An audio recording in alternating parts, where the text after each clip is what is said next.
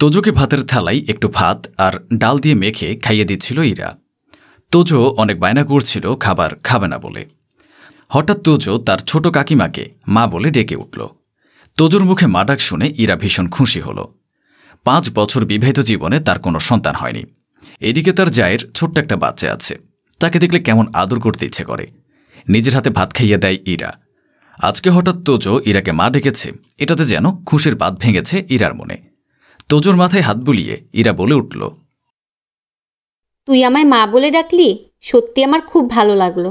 আর একবার মা বলে ডাকবি শোনা। তোজো একগাল হেসে কাকিমার দিকে তাকিয়ে আবারও মা বলে ডাকল। এমন সময় পাশের ঘর থেকে ইরার বড় যা মিলি সেখানে এসে উপস্থিত হল। তোজো তার কাকিমাকে মা বলে ডাকছে দেখে মিলির ভীষণ রাগ হল। সে ছেলেকে কান ধরে দাঁড় করালো, তারপর বলল, এসব কি হচ্ছে তোজো? কাকে মা বলে ডাকছো? উনি তোমার কাকিমা হন, উনাকে কাম্মা বলে ডাকবে। আমি তোমার মা, আমাকে ছাড়া অন্য কাউকে একদম মা বলে ডাকবে না। এসো, তোমাকে আর ওর কাছে খেতে হবে না, তোমাকে আমি খাইয়ে দিচ্ছি। আমিও খুব সুন্দর করে ভাত না খেয়ে তোমাকে খাইয়ে দেব। মায়ের কথায় মাথা নিচু করল তোজো। তারপর কি একটা ভেবে মায়ের দিকে তাকিয়ে বলল, তুমি তো আমাকে কখনো খাইয়ে দাও না। আমি কতবার তোমাকে আগে বলেছি খাইয়ে দিতে। মা আমায় রোজ খাইয়ে দেয়। মায়েরা তো সবাইকে খাইয়ে দেয়। আমার বন্ধুরা বলে তাদের মায়েরা তাদের যত্ন করে ঘুম পাড়ায়, খাইয়ে দেয়, ঘুরতে নিয়ে যায়, চকলেট কিনে দেয়।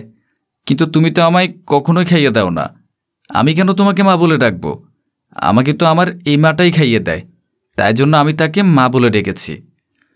মিলি ছেলের গালে সজোরে একটা থাপ্পড় মারল, তারপর বলল, আবার মায়ের মুখে মুখে তর্ক? ছোট বাচ্চাদের বড়দের মুখে মুখে এত তর্ক করতে নেই, জানো না? তুমি কাম্মার কাছে থেকে থেকে এসব শিখছো বুঝি? এবার কিন্তু আমি তোমায় হোস্টেলে পাঠিয়ে দেব। তোমার এসব আমার একদম ভালো লাগছে না। তুমি ওকে কখনোই মা বলে ডাকবে না।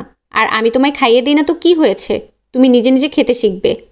মা ছাড়া বড় হয়ে গেলে নিজে নিজেই খেতে হয়। তোজোকে মারতে দেখে ইরার ভীষণ কষ্ট হলো।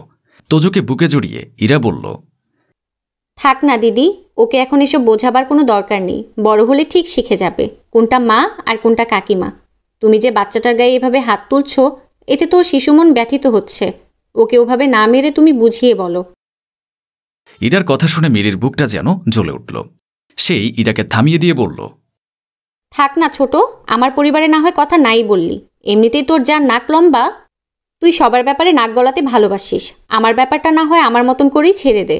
আমি আমার ছেলেকে কিভাবে শাসন করব না করব সেটা নিশ্চয়ই তোর কাছ থেকে শিখবো না। আর তুই কি চাইছিস? নিজে তো কখনো মা হতে পারিসনি, আমার ছেলেকে নিজের হাতের মুঠোয় করবি? প্রয়োজনে আমরা সবাই এ বাড়ি ছেড়ে চলে যাব, কিন্তু তবু আমি কখনোই চাই না আমার ছেলে তোকে মা বলে ডাকুক। এভাবে কেন বলছো দিদি? তুমি কাজে ব্যস্ত ছিলে, তাই ভাবলাম তোজোকে আমি নিজের হাতে খাইয়ে দিই। আর তাছাড়া তোজো আমার কাছে থাকতে বেশি ভালোবাসে। আমি তোমার ছেলেকে কখনোই কেড়ে নিতে চাইনি। আর আমার যে সন্তান হয়নি, এই খোঁটাটা তুমি আমায় না দিলেও পারতে। সন্তান কি কখনো নিজের হাতে থাকে বলো তো? ঈশ্বর না দিলে আমরা কেউই কখনো মা হতে পারতাম না। তোমার আগে সন্তান হয়েছে, তার মানে তুমি আমাকে সবসময় এভাবে সন্তান না হওয়ার খোঁটা দেবে? বেশি জ্ঞান দিতে আসিস না।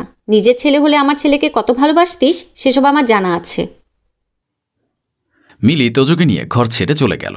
থালায় রাখা খাবারটা নামিয়ে রাখল ইরা, কারণ এই খাবারটা সে আর খাবে না।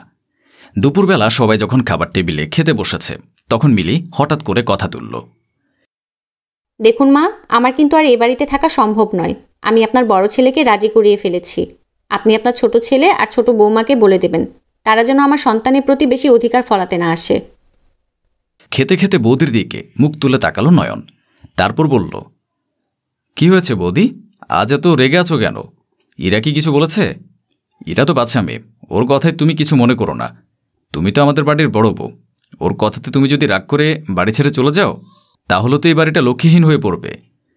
নয়নের কথা শুনে ইরার বেশ রাগ হলো, কারণ নয়ন কার দোষ না জেনে ইরাকে দোষারোপ করতে শুরু করেছে। ইরা অভিমানের সুরে বলল, তোমার কি সবসময় মনে হয় দোষ আমিই করেছি? এ বাড়িতে কি শুধু সবকিছুর জন্য আমি দায়ী? কেন সবসময় আমাকে এভাবে ইঙ্গিত করে কথা বলো? তোমার বৌদি কি কোনোদিন কিছু করতে পারে না? ইরার কথায় নয়ন হেসে উঠল, কারণ নয়ন খুব ভালো করে জানে ইরা এমন কিছু করবে না যার জন্য বৌদি রেগে যেতে পারে। বৌদির যা কিছু হয়েছে তা নিজের জন্য হয়েছে। সবটা জানার পরেও নয়ন ছলনার আশ্রয় নিয়ে ওই কথাটা বৌদিকে জিজ্ঞেস করেছিল, যাতে তার বৌদি নিজের মুখে সবটা স্বীকার করে। হঠাৎ নিস্তব্ধতা ভেঙে মিলি বলে উঠল, যাই বলো ঠাকুরপো, তোমার বউয়ের কিন্তু অনেক সাহস বেড়েছে। সে কিনা আমার ছেলেকে মা বলে ডাকতে শেখায়।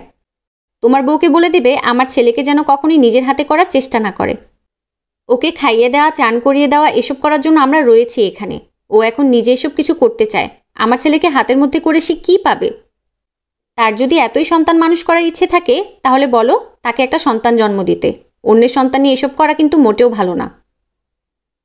নয়নের খুব খারাপ লাগছিল বৌদির মুখে এসব কথা শুনে, কিন্তু সেখানে তার মাও বসেছিল, তাই কোনো প্রতিবাদ করতে পারছিল না। হঠাৎ সবাইকে থামিয়ে দিয়ে বলে উঠলেন, আর বড় বৌমা, কি হচ্ছে কি? কোথায় কিভাবে কি কথা বলতে হয় সেটা কি তোমার জানা নেই? সব কিছু কি তোমাকে আবার নতুন করে শেখাতে হবে? ছোট বৌমা এই তো কদিন হলো সংসারে এসেছে। সত্যি তার কোল আলো করে যখন তার নিজের একটা ফুটফুটে সন্তান আসবে, তখন সে তোমার সন্তানকে সময় দিতে পারবে না। সেদিন বুঝবে কি জিনিস হারিয়েছ। ইরার মনে মনে ভীষণই ভালো লাগছিল। অন্ততপক্ষে আজকের দিনে শাশুড়িমা তার হয়ে কথা বললেন। থামুন তো মা, এসব বাজে কথা বলার অনেক সময় পাবেন। 8 বছর হলো বিয়ে হয়েছে, বাচ্চা কাচ্চা হওয়ার হলে এতদিন হয়ে যেত। দেখুন নিশ্চয়ই ও বাজা মেয়ে মানুষ, ওর কোলে বাচ্চা কাচ্চা হবেই না। ওই জন্যই তো ও আমার বাচ্চাকে হাত করার চেষ্টা করছে। ইরা কাঁদতে কাঁদতে সেখান থেকে চলে গেল। নিজের স্ত্রীকে কাঁদতে দেখে নয়নের খাবার খাওয়ার ইচ্ছেটাই শেষ হয়ে গেল। তবু শেষ করতে ভাতটা মুখে দিয়ে নয়ন তার বৌদির উদ্দেশ্যে বলল, জানো বৌদি, মেয়েদের সব থেকে দুর্বল জায়গা কোনটা? নিজের সন্তানের মুখ দেখতে না পাওয়া। হয়তো এরা এখনো পর্যন্ত নিজের সন্তানের মুখ দেখতে পায়নি, কিন্তু তুমি সবসময় যেভাবে তাকে খোঁটা দাও, এটাতে সে আরও ব্যথা পায়। এবার থেকে তাকে এসব কথা বলার আগে একবার ভেবে দেখবে। আর যদি ওর জায়গায় তোমার বোন থাকতো, তাহলে কি তুমি একই কথা বলতে পারতে? মিলি সেখান থেকে চলে যাওয়ার পর ইরার শাশুড়িমা বললেন, মিলি তার বাচ্চাকে ভালো করে দেখুক আর না দেখুক, ইরাকে কথা শোনাতে সে ছাড়ে না। একদিন নিশ্চয়ই সে বুঝতে পারবে ইরা তার সন্তানকে খেয়াল রাখে বলে তার কতটা উপকার হয়। আমি আবার চেপে বেশি কিছু বলতে পারি না। বড়লোক বাপের একমাত্র মেয়ে, বেশি কিছু বলে বাপের বাড়ির ভয় দেখাবে। যাই হোক, তুই যেন কিছু মনে করিস না বাবা, তুই ইরাকে একটু বুঝিয়ে বলবি। নয়ন মাথা নিচু করে মাকে সম্মতি জানায়। কয়েকদিন পর মিলিকে হঠাৎ কাঁদতে দেখে তনিমা দেবী জিজ্ঞেস করলেন, কি ব্যাপার বড় বৌমা, এই ভর সন্ধ্যাবেলা হঠাৎ কান্না করছো যে? কি হয়েছে তোমার? মিলি চোখের জল মুছতে মুছতে বলল, আসলে মা, গতকাল থেকে আমার ছোট্ট সোনাটার অনেক শরীর খারাপ। ওকে আমি ওষুধ খাইয়েছি, কিন্তু ওর জ্বর কিছুতেই থামছে না। আমি বুঝতে পারছি না কিভাবে ওকে ঠিক করব। এদিকেও আমার হাতে কিছুই খাচ্ছে না, সবসময় বলছে মায়ের হাতে খাবে। আমি ওকে বোঝাতে পারছি না যে আমি ওর মা। আপনি বলুন এই অবস্থায় আমি কি করব? তনিমা দেবী তার বড় বৌমাকে বললেন, তুমি একদম চিন্তা করো না, ইরাকে গিয়ে ডেকে নিয়ে এসো। ইরা তোমার সন্তানের দায়িত্ব নিলে সে এক্ষুনি সুস্থ হয়ে যাবে। তোমার বাচ্চা ইরার কাছে সবসময় থাকতো। তুমি কয়েকদিন ধরে তোমার বাচ্চাকে এতটাই আগলে রেখেছো যে সে ইরার কাছে এক মুহূর্তের জন্য যেতে পারেনি। আর একটা সন্তান তার কাছে বেশি ভালো থাকে যে মানুষটা তাকে সবসময় তার কথা শুনে চলে। মিলি ইরাকে ডেকে পাঠালো। ইরা এসে মিলির সামনে দাঁড়িয়ে বলল, বলো দিদি ভাই, কি বলতে চাও?